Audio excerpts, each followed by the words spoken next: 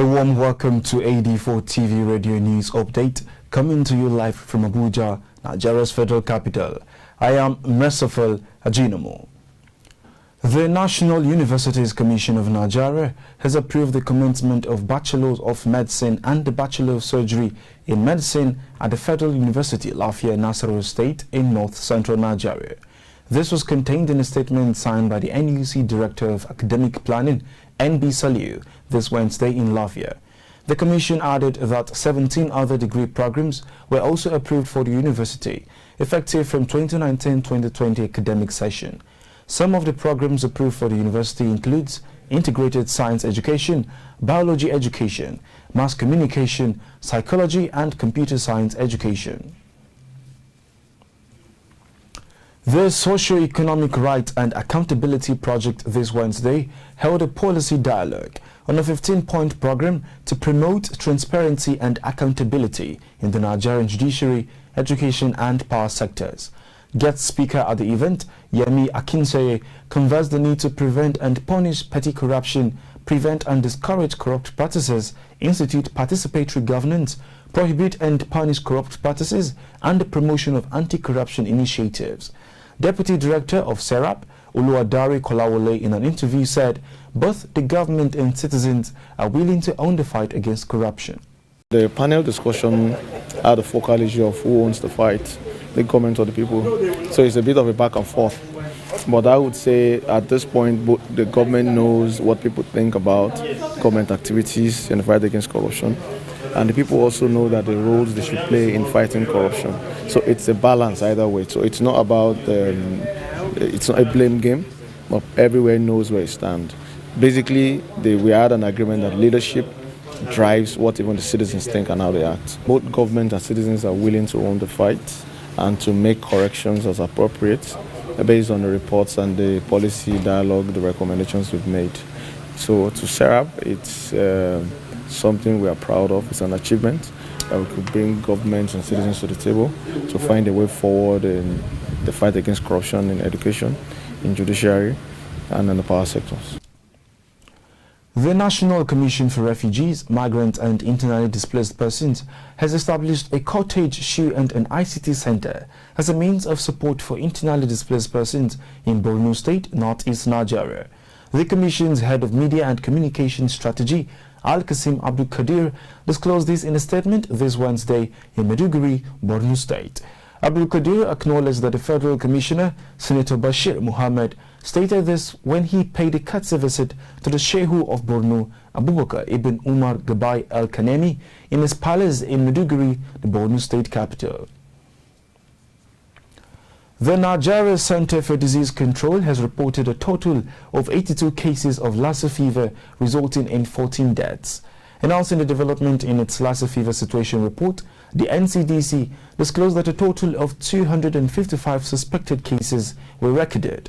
The cumulative data from the report indicates that within the same period in 2019, there were 16 cases of Lassa fever deaths out of 60 confirmed cases and 172 suspected cases.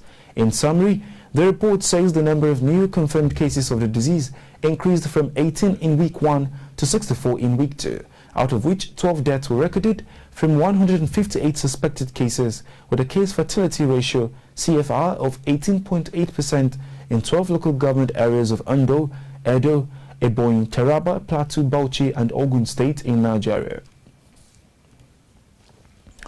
The Federal Airport Authority of Nigeria has issued a travel alert to sensitize passengers following the recent spread of the deadly coronavirus which broke out in China and is spreading to parts of Asia.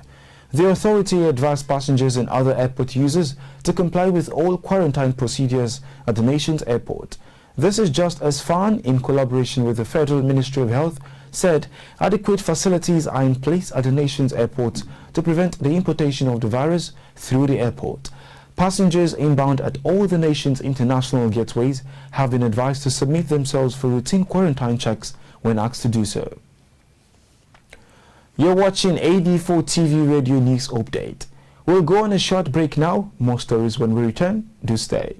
AD4TV Radio, we focus on education with emphasis on research and innovation, science and technology, women and girl child education, children, health, youth and sports, socio-political and economic reforms, security, environment, entrepreneurship, and entertainment. Will give you information at your fingertips. Learn on the go. Follow AD4TV Radio on Facebook, Twitter, LinkedIn, Instagram, and YouTube.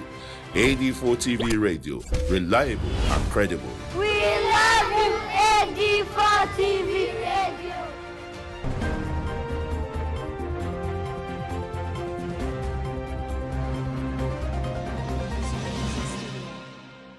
Many thanks for staying. The president of the African Development Bank, Akinwumi Adesina, has called for more robust trade between the United Kingdom and Africa.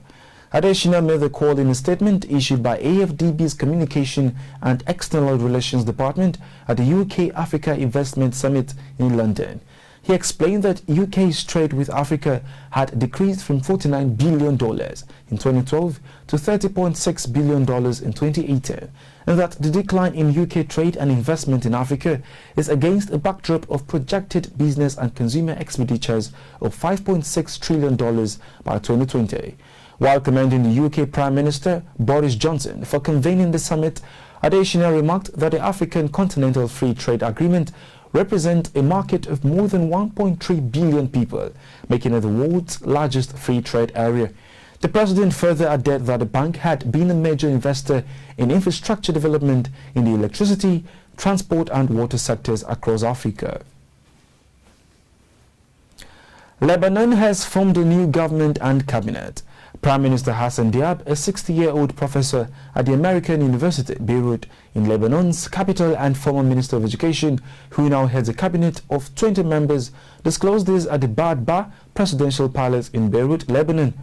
Diab described his ministers as technocrats who would function away from political parties. According to Diab, he has abided by the law notifying him to form a government, and he has abided by the rules and regulations to form a new team of ministers.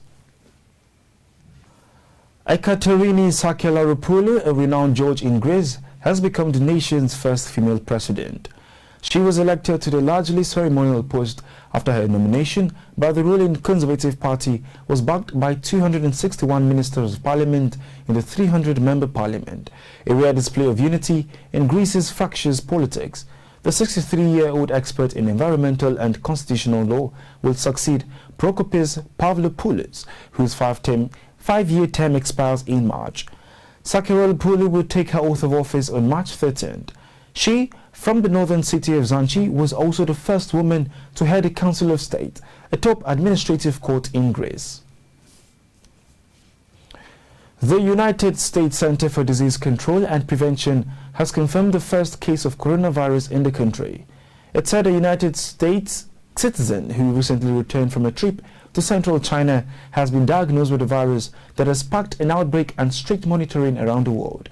According to the report, the man, whose name is unknown, recently returned from Wuhan, central China, where the coronavirus outbreak began, and is said to be in isolation at Providence Regional Medical Center in Everett, Washington. The U.S. is the fifth country to report the presence of the virus, following China, Thailand, Japan and South Korea. Officials of the Center for Disease Control and Prevention said the United States will be stricter about health screenings of airplane passengers arriving from Wuhan. Talking technology, Mongolia has launched an electric bus service to reduce air pollution in its capital city of Ulaanbaatar. According to a statement by the city press office, the introduction of the eco-electric bus service is aimed at improving air quality in the capital city. The statement said that a trial of the electric bus service is already in progress. If the service is effective in a period of 3 months, electric buses will be deployed to operate in the city permanently, and the buses can be fully charged at designated points between 8 to 15 minutes. On a lighter note, the adoption of electric buses is increasing globally to reduce air pollution and improve air quality. How soon do you think Nigeria will key into this development? Please join the conversation on our social media platforms showing on your screen. That's it on AD4TV Radio News Update, coming to you live from Abuja, Nigeria's federal capital. You can join the conversation on our website at www.ad4tvradio.com. Please like and subscribe to our YouTube page at AD4TVRADIO. Many thanks for watching. I am Merciful Ajinomo.